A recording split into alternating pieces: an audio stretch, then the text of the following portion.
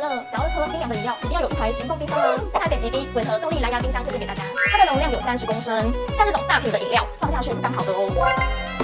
它里面有小夜灯，然后它的中间有一个隔板，隔板是可以拆掉的，让我们有空间可以方便的运用。它的旁边呢还附有一个 USB 的插座，可以充电，比如说你的手机呀，这真的非常方便。它的旁边有110V的家用充电头，以及12V 的车用充电头，这样子。还有它的里面可以放2颗12V 的动力电池，旁边还有18V 的电池插槽可以使用。户外露营就可以用这个方式无限保冰，真的超方便的。